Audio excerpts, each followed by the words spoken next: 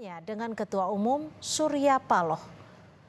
Awalnya, Presiden memuji hubungannya dengan Surya Paloh memiliki sejarah dan cerita panjang, membawa Jokowi menjadi Presiden Republik Indonesia.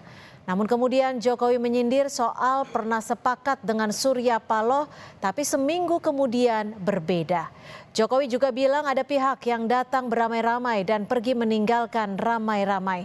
Namun Presiden tidak menjelaskan pihak yang dimaksud.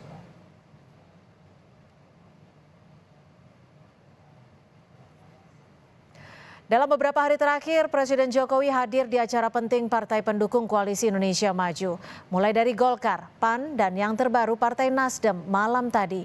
Di hadapan Surya Paloh, Presiden Jokowi menyindir ada pihak yang datang beramai-ramai dan pergi meninggalkan ramai-ramai. Siapa yang dimaksud Presiden Jokowi? Kita berbincang dengan Direktur Eksekutif Poltreking Indonesia, sudah ada Mas Hanta Yuda. Mas Hanta, ini siapa sebenarnya yang dimaksud oleh Presiden Joko Widodo nih? Datang beramai-ramai, pergi meninggalkan juga beramai-ramai. Ya, kalau kita lihat peta politik terakhir itu mengindikasikan suara hati Pak Jokowi, Cynthia. Karena Pak Jokowi hadir di Partai Nasdem, ya salah satunya ditujukan kepada Partai Nasdem. Nah, kalimat Pak Jokowi kan selain soal ditinggalkan beramai-ramai, yang kedua sudah salaman seminggu kemudian berubah lagi. Nah, kalau kita melihat memang antara Pak Surya atau Nasdem dan Pak Jokowi kan banyak samanya, tapi belakangan berbeda ketika di Pilpres. Jadi mungkin curahan hati Pak Jokowi ada soal kesepakatan apa di Pilpres. Sebenarnya saya melihat kemarin itu satu sisi ada semacam CLBK ya, cinta lama bersemi kembali mereka. Pernah ada, pernah bersama. Kita tahu Nasdem adalah partai pertama yang mendukung Pak Jokowi. Kemudian istilah Pak Jokowi pernah ada rasa yang pernah ada situasi itu. Kemudian Nasdem juga kita tahu cukup konsisten dan seterusnya yang didukung Pak Surya juga pernah mengatakan Cynthia bahwa kalau Pak Jokowi bisa maju sebagai capres lagi di 2024 alias 3 periode maka Nasdem akan mendukung Jokowi. Nah, poin saya adalah dari kalimat-kalimat yang disampaikan tadi itu, keduanya sebenarnya menyimpan kerinduan satu sisi. Tetapi momen kemarin itu yang paling penting dari sisi politik adalah mengirimkan unek-unek politiknya, sindiran politiknya juga cukup tajam. Poin yang tadi menjadi prolog bagi dari Kompas TV tadi, ya, itu ditujukan pada Partai Nasdem salah satunya. Meskipun Pak Surya juga sindirannya juga keras soal keteladanan, soal konsistensi Pak Jokowi dan sebagainya. Ya, tapi kalau unek-unek politiknya ini dicurahkan di acara Partai Nasdem, ini Anda melihatnya ini terkait dengan dinamika politik belakangan atau secara keseluruhan nih? Bisa kedua-duanya. Kalau yang belakangan kan kita bisa kaitkan dengan peta Pilpres. Tapi hari ini juga sebaliknya. Tapi ada kabar baik bagi Pak Jokowi mungkin ya, di mana Partai Nasdem dua hal. Partai Nasdem di Pilkada DKI membatalkan mencalonkan Anies Baswedan sebagai calon gubernur DKI. Kalau kita gubernur DKJ, daerah khusus Jakarta. Kalau kita bicara kekinian. Yang kedua, kabar baik bagi Pak Jokowi menyenangkan hati di mana Partai Nasdem sudah tegas tidak hanya akan tuntas mendukung pemerintahan Pak Jokowi hingga 2 bulan ke depan, tapi juga sudah cukup jelas dan tuntas akan masuk dalam pemerintahan Prabowo Gibran. Itu yang menjadi kabar baik bagi Pak Jokowi. Tapi di sisi yang lain memang mungkin Pak Jokowi lebih banyak pada catatan ketika dinamika di Pilpres yang mungkin diharapkan tidak terulang lagi di pemerintahan ke depan ketika Nasdem berada di dalam pemerintahan. Tapi sebalik Partai Nasdem yang dikirim oleh Pak Surya itu juga kuat tentang mengakali undang-undang ya, kemungkinan legal dan sebagainya. Nah, kalau saya melihat Pak Surya lebih pada kekinian. Jadi Pak Surya tidak terlalu fokus pada yang lama karena itu lebih komplain atau sindiran Pak Jokowi lebih pada peristiwa Pilpres kalau saya nangkap, tapi Pak Surya itu sindirannya lebih banyak pada saat ini. Tapi kalau Mas Hanta melihatnya sindiran dari Pak Surya Paloh terkait dengan ada upaya mensiasati undang-undang, ini memang direct ataupun memang bahasa kiasan yang memang sebenarnya ingin disampaikan oleh Partai Nasdem? Iya, kita tentu Pak Surya ya yang tahu, tapi saya melihat kalau seorang politisi apalagi sekaliber Pak Surya itu tidak mungkin menyampaikan pidato keceplosan. Pasti sudah dikonsep, ada poin-poin yang disampaikan, meskipun Nasdem itu dua yang poin paling kuatnya narasi dia yang dia kirim adalah sinergi untuk bangsa itu adalah persatuan kebersamaan. Yang kedua adalah soal pesan koalisi, dia mempertegas posisi koalisinya. Tapi poin yang disampaikan Pak Surya tadi malam itu saya kira bukan apa namanya tanpa sengaja, itu memang diarahkan pesan itu serius dikirimkan beliau kepada yang ditujukannya tentunya, Cynthia.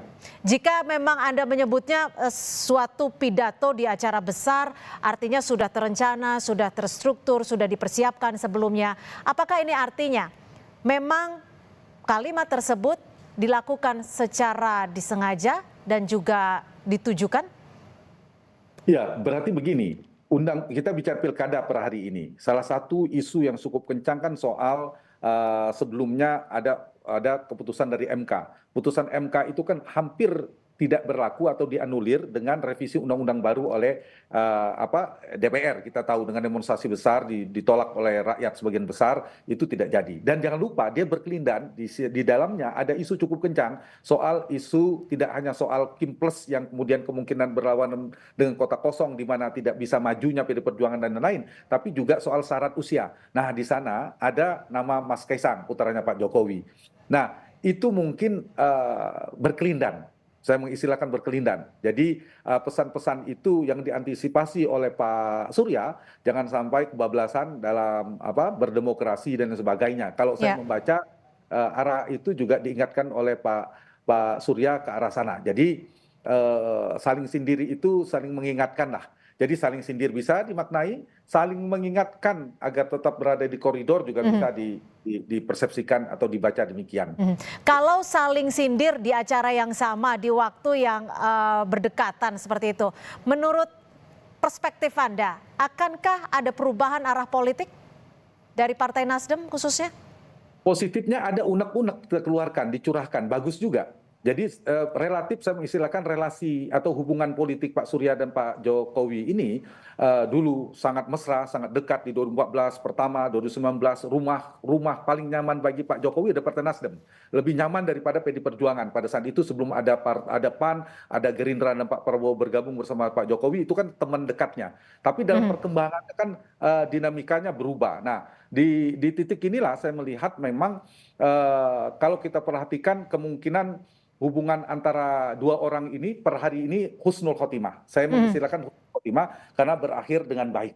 Tapi apakah ada tendensi bahwa pertanyaan Cynthia tadi Nasdem akan berubah pilihan? Saya belum melihat ke sana. Untuk konteks dua hal ya. Perubahan itu dua kan arahnya di Jakarta dalam konteks 3-4 hari ke depan.